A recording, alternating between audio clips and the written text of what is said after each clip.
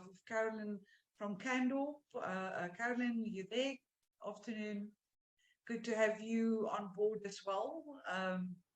So we're going to just have a bit of call it a relaxed couch, laid back discussion, conversation.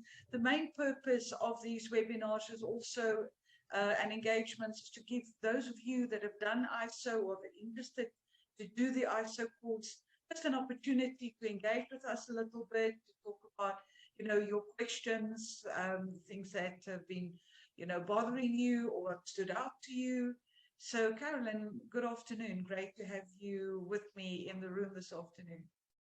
Hi, Annamarie. It's great to be here today. Sorry, I was a little bit late, a bit of a technical glitch, but I'm really glad to be here today and to see everyone online. Thank you.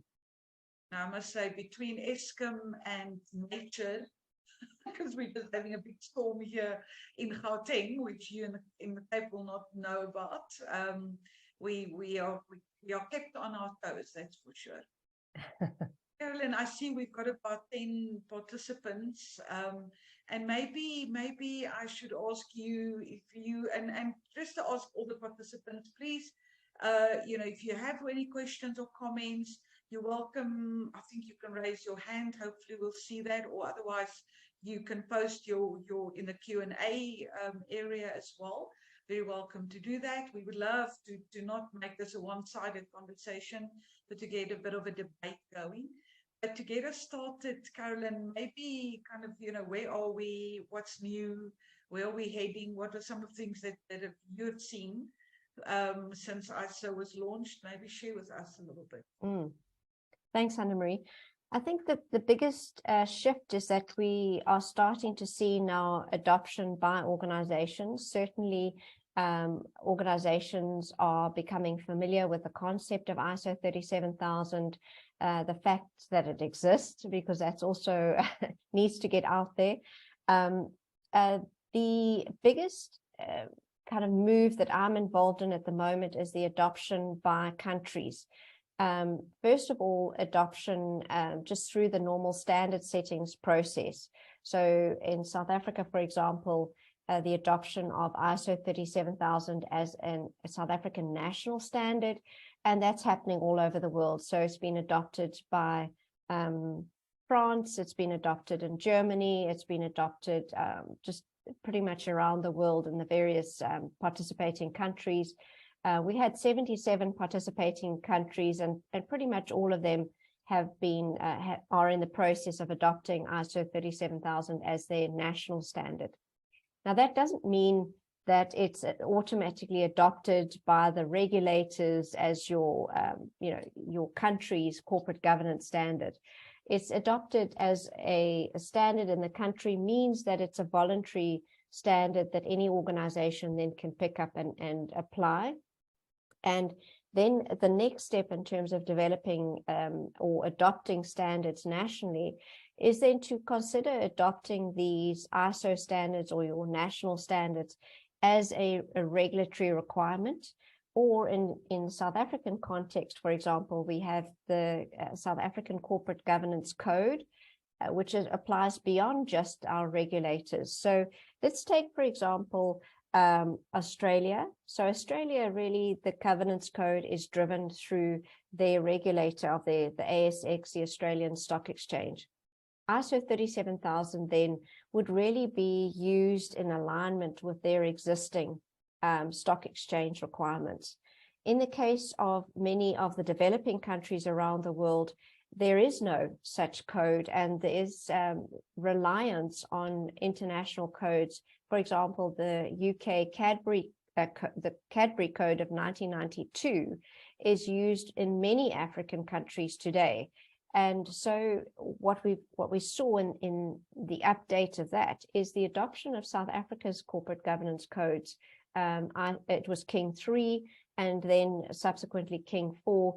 Although King 4 hasn't really been adopted largely across Africa, they're mainly still on the King 3 version, which is the 2008 version. So I have been helping many countries in Africa consider the adoption of ISO 37000 being an international code whereas the King codes are very much written in the South African context, in the South African legislative framework, with South African imperatives. Here with ISO 37000, you have an internationally agreed norm or standard for the governance of organizations. So let's take, for example, the work that I'm doing in the South African developing countries, SADC region. So that's Zimbabwe, Botswana, Namibia, and Zambia, helping them with the development of their codes. So essentially what our advice is to use ISO 37000 as the commonly agreed, internationally agreed basis, but on this basis to build national imperatives. So I use the Lesotho code quite often. In the Lesotho code, they went back and used the general nature of the culture of Lesotho and the country's imperatives. So for those who don't know, Lesotho is a landlocked country that's really surrounded by South Africa. So one would expect that this country would just automatically adopt the predominant corporate governance code in the region. But this country brings a lot of heritage with it and brings its own elders and wise people over the ages. And they had a leader called Mashlomi. And essentially they've adopted, with the basis of the developing ISO 37000 code standard. Now, when they were developing Mashlomi code, it was pre the publication of 37000. So, but all of those lessons learned came into the code, and then they built on top of that the wisdom and the ancestral heritage that is really the foundation of Lesotho as a country. And we're doing the same thing across the various Southern African countries. In Zimbabwe, for example, leveraging off their ancestral cultural heritage. And now more recently, Trinidad and Tobago is revising, in the Caribbean, is revising their code as well, using input on, using ISO 37000 as input. So that's just in terms of, so where is this standard going now? I think countries are becoming aware, countries are adopting it, and then from there, organizations will be adopting just as a natural consequence of the guidance that's coming out of the regulators. That's not to say that companies themselves aren't looking to adopt certain practices or even ISO 37000 principles as in the whole. So that's just a whistle stop, Annamarie, and then I can go on to the more, the developing standards in ISO, but that's just in terms of 37000 itself. So Carolynn, can I first check, can you hear me? Yes, you're a little bit soft, but I can hear you now.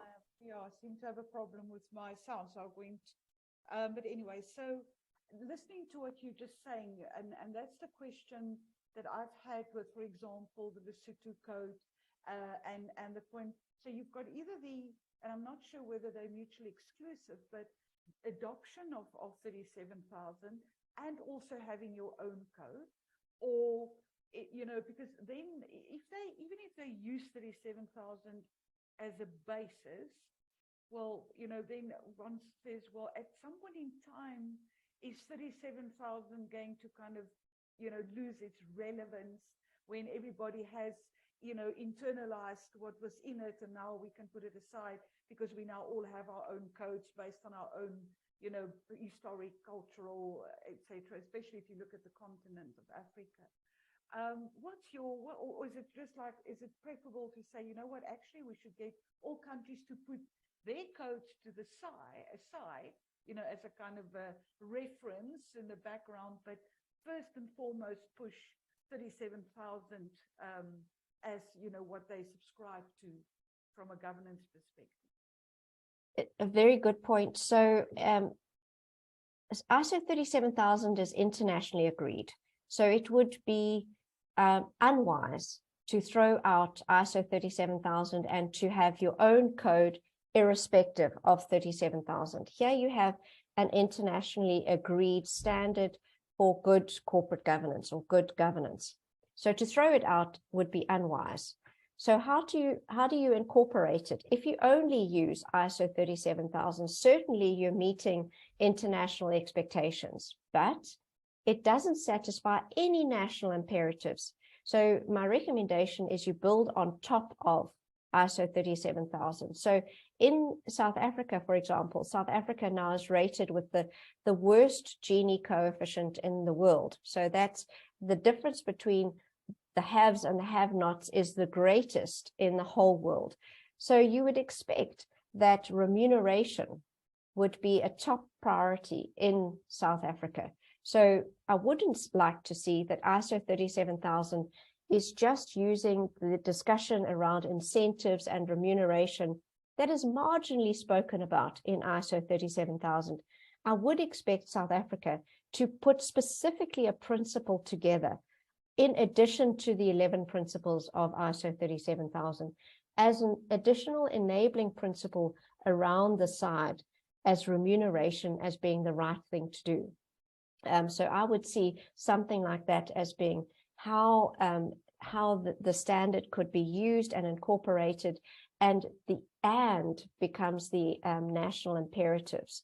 ISO 37000 has everything that is being agreed from an international perspective. So I wouldn't subtract from that. I would add to that in terms of your national priorities. Now, that being said, national codes and even regulators' codes, the stock exchanges, for example, and their corporate governance, we must always be mindful of the laws on which it's based, because these standards are always applied in the context of the legislation that's there. So ISO 37000 is written specifically that it will not counter any legal framework that is already in place. So governance is underpinned by the laws of the country. So we need to retain cognizance of those laws need to be applied within this context. And then also above that, what should be done as the good in corporate governance. Now, ISO 37000 is, because it's part of the ISO family, gets reviewed every 5 years. So without fail, it's revisited. And it's revisited not on the basis of a crisis that's happened. It's revisited just by pure process. Now, legislation, laws, are sometimes revisited on the basis of, well, they're certainly influenced by legal precedent. And now I'm speaking to a lawyer now, so I'm talking out of turn. But they are influenced through precedent. Regulators certainly respond to certain disasters that might happen from a governance perspective. And those considerations are not built into ISO 37000. So we need to also factor that in. The other thing is that you sometimes find that codes like South Africa's code was published in 2016. Now it's more than 5 years later, and certainly ISO 37000 has brought in a lot of additional new thinking in terms of best practice around corporate governance. So we need to also think about the timing of the various codes. And we know that some codes just aren't in a rhythm of being updated. So I would go to what is the latest that's out there? What is certainly legal practice? What is the legal right things to do? And then apply that within the context of ISO 37000. Again, ISO 37000 talks about in its application that you need to think about the concept of it needs to be right for your organization, your industry, your country, your size of organization, your type of organization. So you can't just take the practices, the key aspects of practice that are put in 37000 and expect them to work for your organization. You need to apply your minds to apply those practices in your organization, and then think of others that might be better and better place for your organization. So I think the difference between governance and compliance is well recognized around the world. Compliance is what you must do, and governance is what you should be doing. So we can't take governance practices as being you must be doing this. It needs to be considered on the basis of what we call in South Africa proportionality. No, so really what you're saying, I mean, number one, ISO 37000 is here to stay. And number two, it can only grow from here as well, and it's going to become even more relevant going forward as well. So knowing, familiarizing yourself with the content is critical for anybody who have half an interest even Yes. in the good governance of organizations anywhere in the world. Yes, and although it reads like theory, it's written to be very, very practical. And it is a must read for any director, any governance professional, company secretary, any subject matter governance expert, IT governance, risk governance, etc. Really, you need to, it is a must read. I would love to hear from the people in the room, Carolynn, and I think some of them, if not all of them, maybe have already completed the online, digital online ISO 37000 course. And I would love to get a bit of feedback from them as to how they found it. You know, what was the pluses, the minuses, etc., and where they struggled, so that we can talk about that a little bit. But while we're getting people to put in some of their comments, hopefully, and feedback, what are sort of the latest developments in this field? Well, the next big item is, so you've got the standard. How do you check how you're doing against the standard? So how do you measure yourself against the standard? It's not compliance. So there's no, you know, check the box. Have you got this? Have you got this? Have you got this? So it's really difficult, you know, to consider how to assess whether you're doing the right thing and applying the principles and the standard as a whole. Yeah. Because there is no, oh, okay, now you're loud. Thanks, Annamarie. Sorry. No problem. No. My sound is playing up with me, so all right. I'm glad. No, that's good. Yes, no, that's good now. Thanks. So, so the next standard to come out that will be published is ISO 37004, which is a governance maturity model. That is currently it has just been adopted unanimously as a draft international standard. In March, we've got some meetings scheduled. There's some comments that have come back from all the different countries and all the experts in the different countries. And we are reconvening to go work through those comments and make sure that we're building consensus in terms of understanding and being able to use ISO 37000 and assess it. Why a governance maturity model? It's because of this concept of it's not a checkbox, it's not a black and white. So it's also considering that you can't just take these key aspects of practice that are sitting in the standard and adopt them as your own, because there's this concept of you have to apply your mind. And then you've got clause 4, which talks about the conditions of good governance. Now, how does that all come together? So essentially, the model that we have in this 37004 is a levels of maturity, where the first level is, first of all, just to recognize that you have got, that you are adopting 37000. And then it moves all the way up to a level 5 that says it's adopted, you're measuring it, and you're continually improving it. Now, importantly, we recognize that not all organizations is a level 5 ideal. For a large corporate that's got, you know, you've got a couple of thousand people around the world, you need to have all of these things documented, automated, fantastic. That doesn't mean that that's applicable for the corner cafe. What is good for the corner cafe? Well, the corner cafe is, you know, you've got two, you know, the owners, the husband and wife are the owners, and you've got maybe 5 employees. You've certainly got lots of suppliers, and you've got lots of customers. What would be applicable in that scenario? Well, certainly, you know, maybe documenting just for the sake of continuity, but it doesn't need to be a 15-pager that nobody can read. It needs to be usable, available, accessible for anyone who needs to see it in terms of how does this organization work? Not from a management perspective, but how do we engage with our consumers, our customers? How do we engage with our suppliers? Well, you engage in an ethical manner, considering their requirements. And those are the kinds of policies that we would expect, governance policies that we expect from a corner cafe.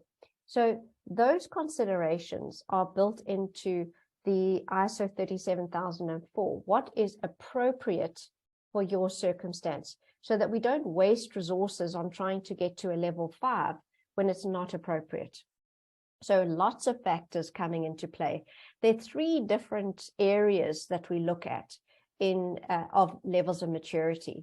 So it's not just whether you have documents or not. We call that efficiency.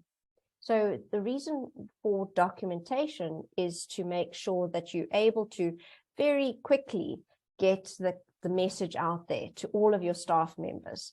So if you've got an automated system, a click policy, so that you have to look at the policy before you even log onto your machine, that's very efficient for thousands of people around the world. If you have a one-page document that you refer to in your monthly meetings or your quarterly annual meetings with your staff, maybe that's appropriate for your organization. It is efficient enough. So there's the consideration of efficiency. The second consideration is of effectiveness. How effectively have you applied the principle? So if the principle is, for example, data and decision making, making sure that data is accessible and available for decision making in the organization. If you find that you've got your it's all closed and people can't access the data, and it's just it's a husband and wife on the corner cafe, that might not be an effective implementation of that principle, because what happens when the husband and wife need to go on holiday? So what is effective for that organization? It's how you apply the principle. What practices are you using to apply the principle? And how effectively are you applying that principle for data and decision making? So we've got efficiency, so that's using documentation, automation, etc. We've got effectiveness in the practices that you're using to apply the principle. And the third aspect is looking at the actual behavior, because as we all say, good governance needs good behavior, right? And funny enough, I heard this analogy around ethics, and how can you go teaching ethics? How can that possibly be a thing? And this chap that I was talking to said, well, it's like sharpening a pencil.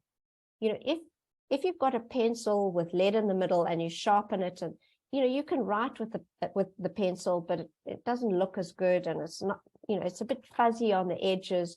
That's normal ethics, and it's how you've been brought up, and it's a little bit fuzzy around the edges. So if you get long change, if you get extra change when you're buying something, do you just count yourself lucky, or do you give the money back?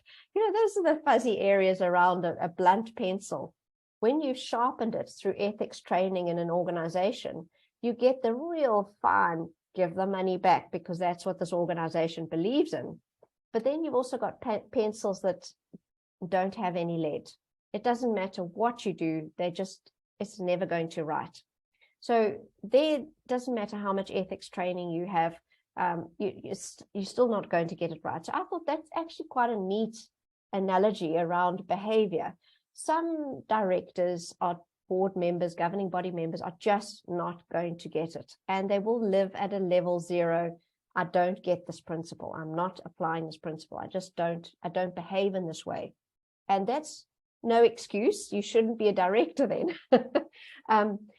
All directors should have lead. No, let's not go there, lead in their pencil. No, let's not go there. But there should be a measure of the ability to govern. That's why you are sitting in the governance position. So at the very basic, consider the principles and then apply the principles in your behavior. So how well are you doing that? Are you directing? Are you referring to it? What is your behavior when it comes to actually applying these principles? And there, the standard 37004 leans on levels of learning. So it's 5 levels of learning, aligned with the Bloom's taxonomy of learning, if people know that, an international taxonomy, but learning to apply principles. And that's the different levels of maturity of governance behavior. So those 3 aspects that you actually do apply the principles in terms of behavior. The second one is that how effectively are you applying the principles? And the third aspect is how efficiently. And again, appropriateness cuts across all 3 of those measures. So that's a whistle-stop tour on ISO 37004. I think, Karen, listening to you, I think 37,004 is going to really help, because I see Cara made the point, as you know, to say there's a lot of good theory in ISO 37,000, but again, to make it practical, you know, is challenging. And it sounds to me, if I listen to you, as though this maturity framework is definitely going to assist with a little bit of the how to, you know, to your point, in a proportional, you know, kind of approach, depending on the level of the organization as well. Absolutely. I see there's, what was that question that came in now? Can I answer this question? How do you foresee companies report on ISO 37,000? Yes, I think that to your point, using this framework, using ISO 37,004, but let's just consider in South Africa, they said specifically in South Africa, and I'm assuming that's South Africa, not South Australia, because South Australia is SA and South Africa is ZA, but I'm assuming it's South Africa. In South Africa, it's the same approach that ISO 37,000 has taken.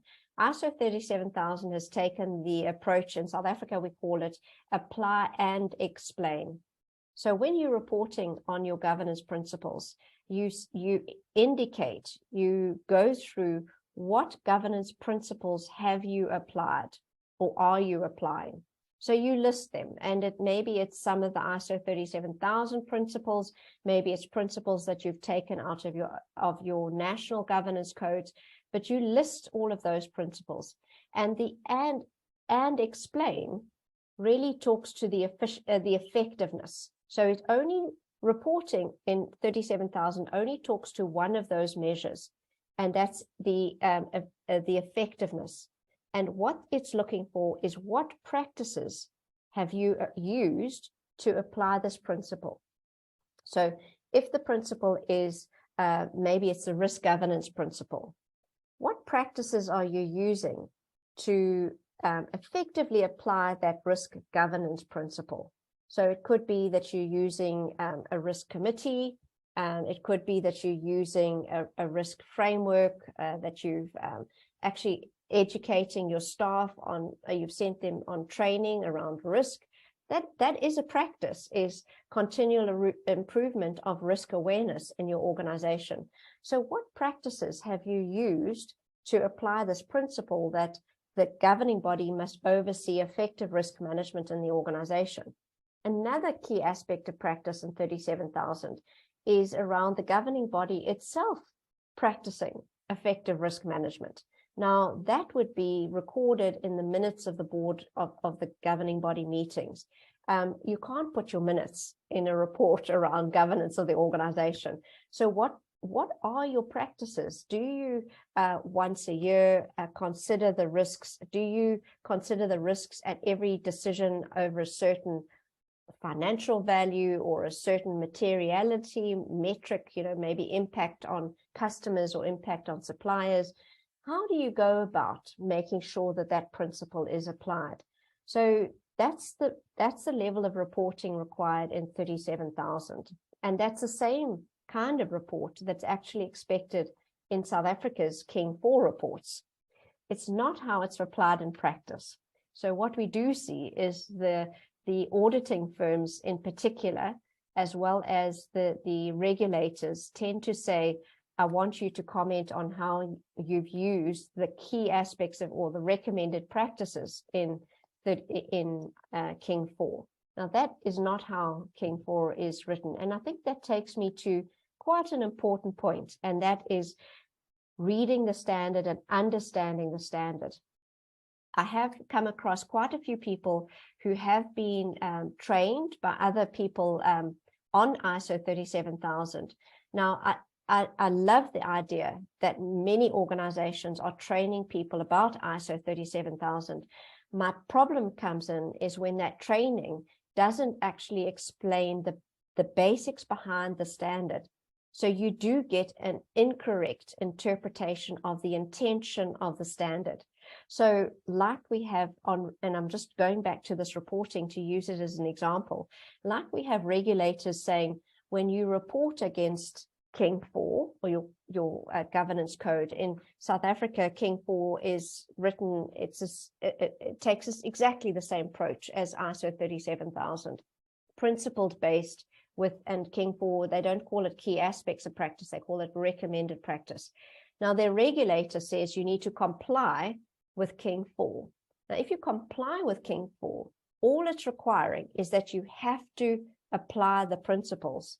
King 4 is written so that you don't have to comply with the practices. You need to take those practices as recommended, and you need to describe how you're applying the principles, taking those lessons learned from others. Now, the regulators don't always take that because they don't understand the intention. They've misinterpreted the intention behind that code.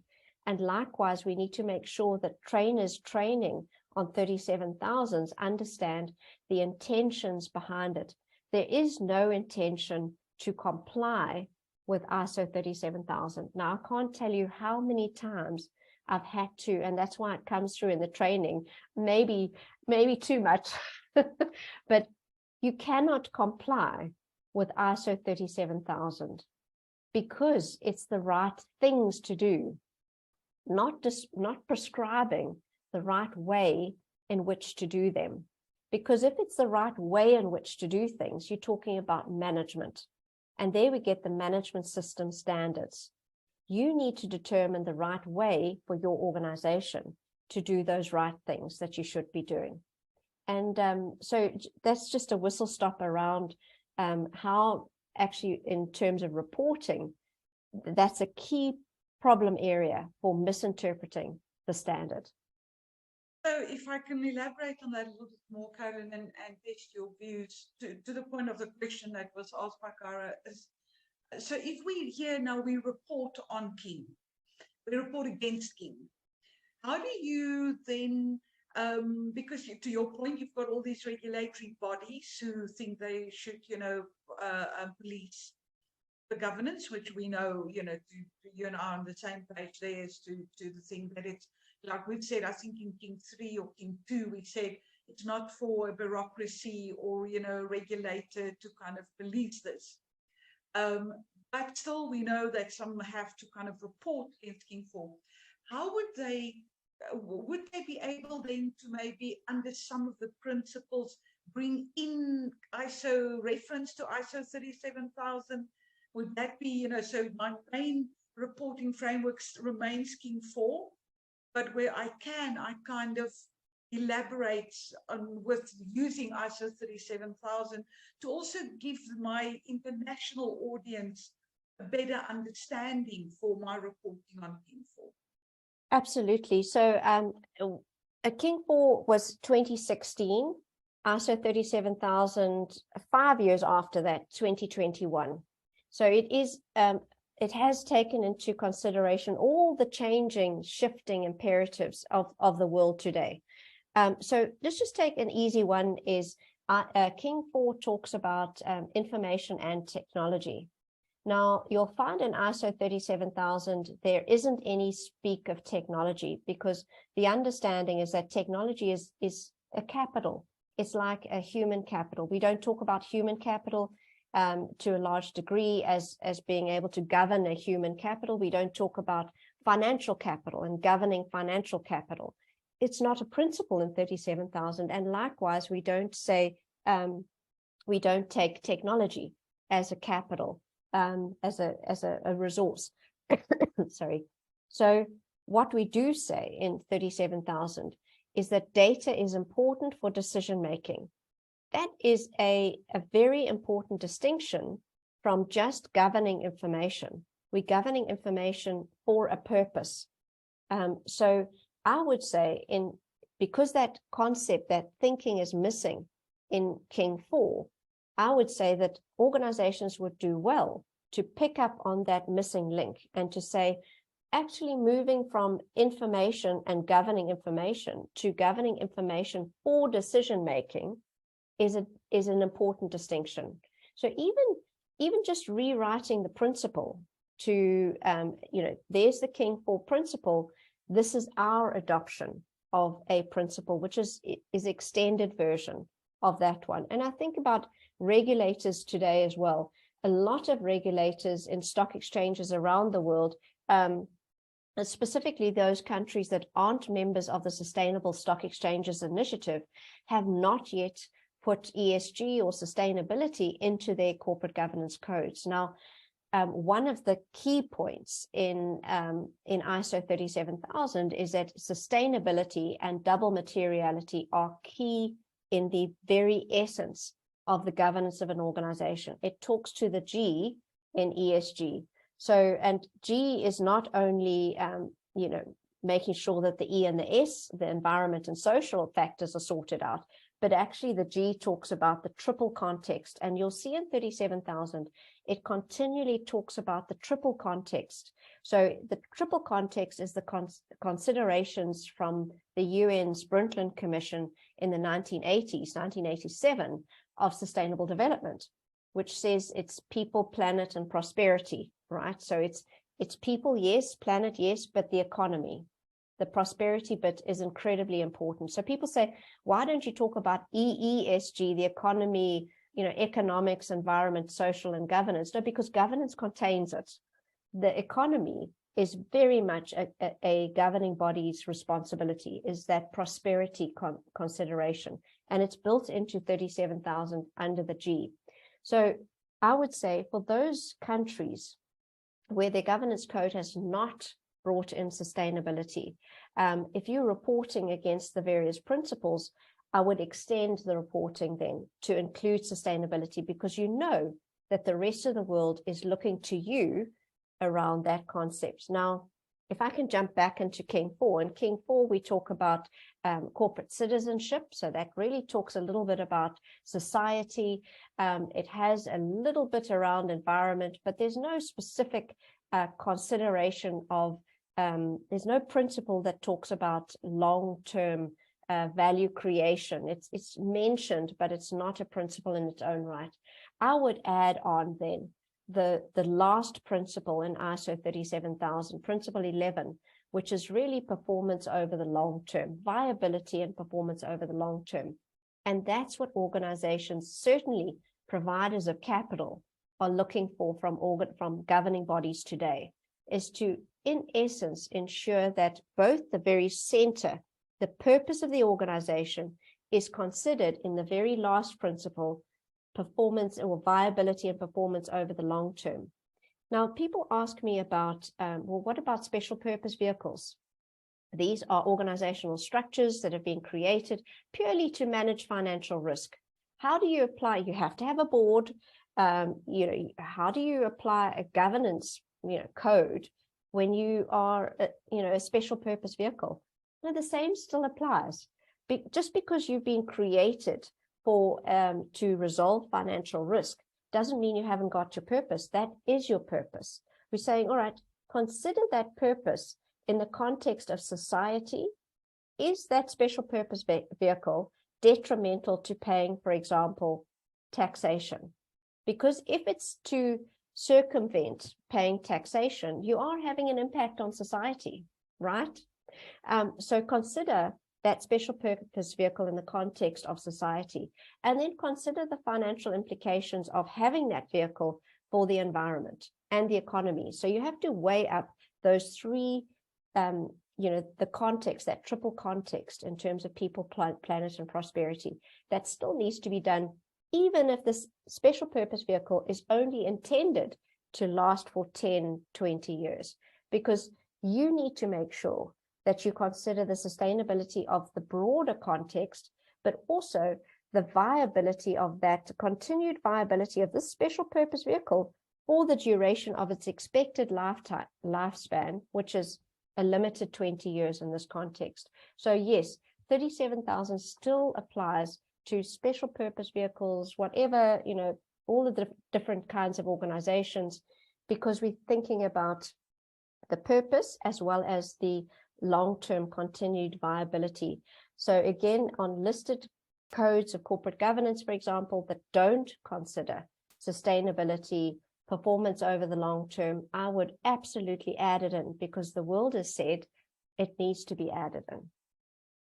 I fully agree, and I think you've used very good examples, because I think what your examples illustrate is the point that you made earlier as well, that there's been a 5-year gap between King 4, and ISO, and the world had moved on. Whole focus on data, ethical use of data, and what we do with and access to data is a very recent kind of focus area. Yes, generally when King 4, it was generally about information and unauthorized access and, your security, etc., etc. But the focus on data, I think, is a fairly recent kind of, like the ESG. Well, the ESG is not recent, but it's sort of been elevated recently to the kind of stage, the world stage in discussion. But to the point I think that you're making, that makes a lot of sense to me, is to identify those areas where ISO has actually now captured or addresses those new kind of dynamics, and then talk to that. It makes a lot of sense. But Carolynn, there's something else that you actually touched on it just now, because that's something I've been struggling with a little bit as well. Is this ESG? And what I find also as my concern being that people kind of putting it into kind of pockets, solid, okay, environmental, social, and then the governance. Well, I've also been saying that the governance is actually everywhere. Governance, that's the foundation of all of this other stuff. Yes, absolutely. Governance has always been there. I think what's happened is that there's been recognition in the markets, and it always comes from the investors, the providers of capital, that there's more to the sustainability of an organization than just its financial returns. And investors on stock exchanges are recognizing that. You see the big asset managers, Aviva, BlackRock, etc., billions of dollars under management. They all recognize that it's not just the annual financial statements, which is why we're starting to get now, the development of the International Sustainability Standards Board's standards for sustainability reporting, because of these intangibles. And really the use of it was Paul Clements Hunt in it was a program, a UN WEF kind of scenario. And Paul Clement Hunt is actually ex-South African, and he coined the term ESG just to give terms to what are these intangibles. And he just collectively said, well, it's how society views the organization and the impact the organization has on society. So reputation is an intangible, but it's a societal view. It's your stakeholders' view of the organization. If you lose your reputation, that's going to have a material impact on your organization. Likewise, if you pay poor wages, or you undermine, you use, heaven forbid, slave labor, that is your organizational impact on society. It's going to come back and bite you. So that was the S. And he said, and then of course we've got the whole consideration of the climate crisis. We only have a few years to get that right now. And the time's ticking, and the cops aren't helping, right? And I don't mean the police. I really mean the cops that happen once a year. Those aren't helping. They've become partisan now. It's really not helping. So what do we do about that environmental impact from an organizational perspective? Another consideration of the E is that, well, we are unable to set effective public policy at the moment because we only have scientific information on which to base public policy. And why is that? Well, our scientific information is not able to accurately forecast and project. We don't know. In fact, we know that our projections based on scientific information are inaccurate. Why do we know that? Well, because we were living through it now. We're seeing the tangible impacts. And some people are saying, in some parts of the world, it's far greater. In other parts of the world, it's not as great as we thought it was. And why is this? This is because we based our decisions in our policy setting and our models on half the information. The other half of the information is sitting in the hands of organizations.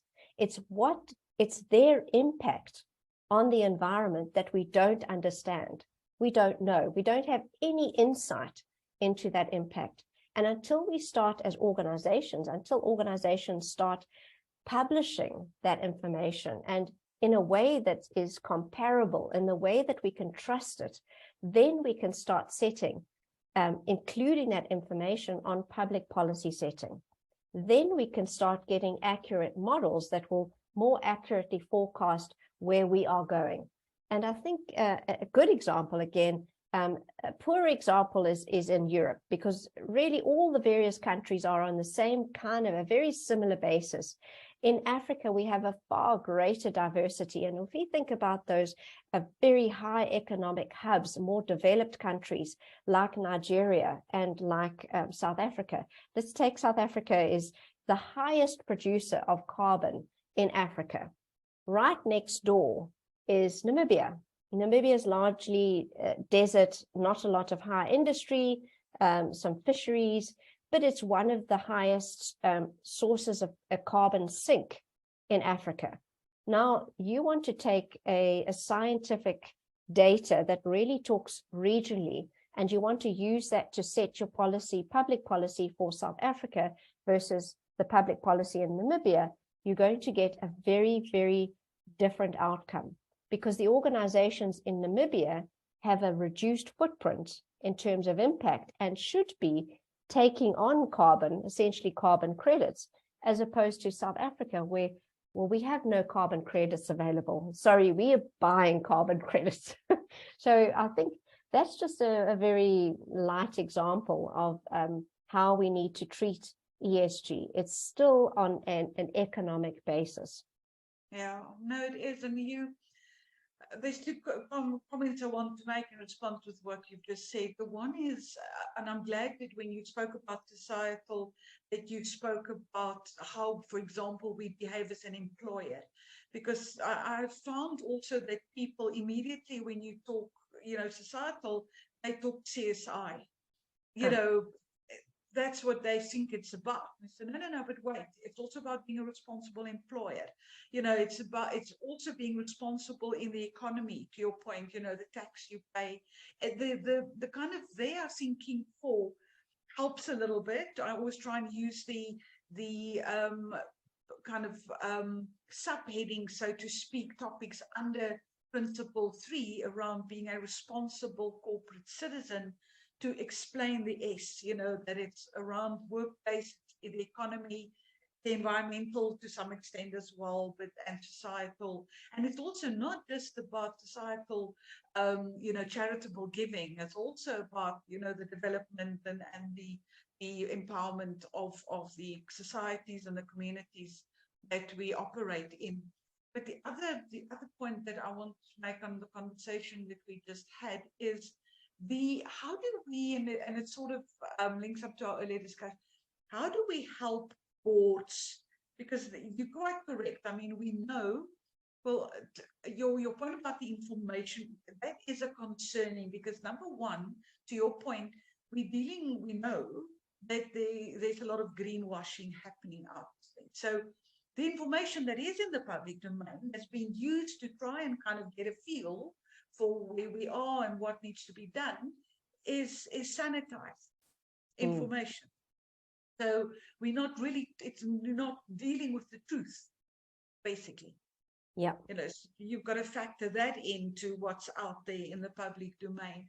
How do we help boards to really get a handle? Because I think, again, the practical, I find personally that you must please tell me if you've got a different experience, that boards still really battle with integrating all of this, all the silo kind of approach. And, what's your experience on that? Yes, I think you have the well-performing boards where the directors have the time and put aside the time to read the information, interrogate the information, lift their eyes and consider that information that's come from management in the broader context. You have diligent governing body members like that. Unfortunately, I do believe if you add in all types of organizations. You've got the non-profit organizations where it's non-remunerated work, right? It's pro bono being on a board, all the way through to state-owned entities where you get paid really decent fees, but you are essentially a political appointment. So considering that whole continuum of types of directors, I would unfortunately would have to say that the majority of them are not applying their minds. They're not reading the packs effectively. They're not interpreting that information in a broader context, and they're not interrogating it with management.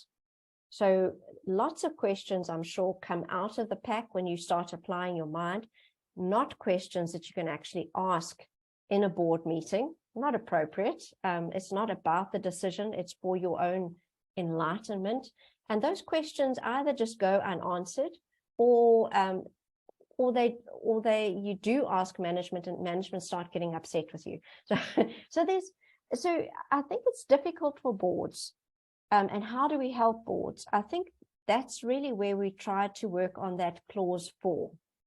And the clause 4 is all about setting the scene for good corporate governance. So we tried, and possibly there's a whole nother standard actually in there to how to set the scene to enable good governance to happen, to help boards of directors. One of the criticisms of the standard has been, but where are the director's duties? You don't actually spell out what do you have to do as a director. No, that's not the intention. This is a guidance document in terms of what are the right things to do, not your duties that you need to tick off. So it's very difficult to answer how do we help boards navigate this space, because it's really up to the specific board members to work together, apply their minds, be diligent, read the packs, get involved. And I know that most board members, directors only get paid a fee for that meeting. So you're only applying the little time, as little time before the meeting as possible, just to be able to make decisions in the meeting. But to be effective, I think the only guidance I can give to boards to be effective, to apply these various, and there's lots, the whole ESG space, sustainability, to be able to apply that is to engage with the other board members, to set aside time to engage with management, to really understand, but also to set aside time to lift your eyes and understand that organization in context. I know I went off the point a bit, Annamarie, but that was, just to say, it's difficult to give guidance. No, I hear you, and I think you've answered for me as well, what I find is that boards think, that the average director, they think they know what their role is and what it is. Only when you start challenging them, that you can see kind of sometimes the light goes on. Okay, what I thought is what my role is and what we should be doing is not. And it's you don't know what you don't know. It's not, with willful intent. It's just, this is just not, how they saw things happening, and they thought that, so they again that integration. But I think if one can encourage boards, and I think that's where the company secretaries play such a big role. And I've said, I think your company secretary should be your ESG champion in the organization, not being an environmental specialist or anything like that, but making sure through directing what's on the work plan, what's on the agenda, that those topics get airtime. Yes. But really boards to apply their mind to, so practically, these are the principles. Let's just have a debate. When we do our strategic session, half a day, or you can even, full day, let's just talk through these principles. How do we think? Are we good at it? Let's rate ourselves, so why did I give a low rating? Why did I give an average or a high rating? And then I have found when they start talking about it themselves, they look at one another and it's like, that's not, sorry, I don't agree. I don't think we're so good because of A, B, and C. Oh no, but So we need to encourage more time, to your point, which is already limited, but more time for just debate and discussion, and making sure that we are actually all on the same page, because I don't think we really always are. Yeah, there's a big debate in terms of how much does the board cost? How much does it cost to have a governing body? And what happens if you don't have a governing body? What is the risk of not having a governing body? And I think we always need to consider the two. Having worked in an investment company, I very easily see that if the holding company is too top heavy, you are like a tick, because you're having to extract resources out of your investees or the organization just to operate. So you're not generating financial value. So we need to think about boards in terms of, but what value are they generating? And what is the financial equivalent of that value? So that we can think, maybe it's not about paying the directors more per meeting. Maybe it's having more extended time and paying for that additional time to have our governing body spend more time on our organization compared to the other priorities they might have. So I think a big message is, we know that a board, a governing body, takes financial resources out of the organization. What we're not thinking is value creation. It's that one principle that we have about understand, is principle 2 when it comes to the ISO 37000. After the purpose, consider the generation of value, and even the generation of value by the governing body itself. So what value? What are they bringing to the table? And if they're not, get rid of them and go through the shareholders. I mean, your governing body, in terms of some legislation, and certainly in South African legislation, and not all legislation, but your governing body members are personally liable in some legislation. Recognition of the role that they need to play in the organization. Now, if they're personally liable, who takes them to court? Well, it's the company that takes them to court, not the shareholders, not the stakeholders. It's the organization that takes them to court. So the organization needs to be in a position to understand whether they are doing a good job or not.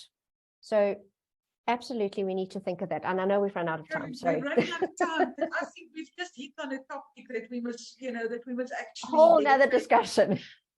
We can have, I think there's between you and I, we can share a lot of scars on our back and practical, kind of real life experience around. And I must say, it's something that I personally struggle with as well. What value am I bringing to the boardroom as a board member? Our audience has been very quiet. Thanks, Cara, for your questions. We trust that we've not more confused you than, everyone in the room, Karen. Yes. You've done a good job to give some light on some of the aspects. And from my side, thank you so much for you as well, for joining us this afternoon and for your time. And for everybody else, I'm not sure, but you will get correspondence from our organizers as to when we have our next webinar. And I think, Carolynn, the one topic that I would love to have a debate with you on is the role of investor and institutional. I think personally we're giving them too much airtime. Well, I know that I'm very much a lone voice on that. I would love to have that discussion. Shareholder activists, there's another one. Shareholder activism. We can definitely have. Thank you, everyone. Thank you so much for your time this afternoon. We appreciate that. And hopefully we'll be in the room together soon again. Thank you, Annamarie. And thank you for the opportunity. And thank you, everyone, for doing the course. Really lovely. Thanks, everyone. Thank you. Bye-bye. Bye.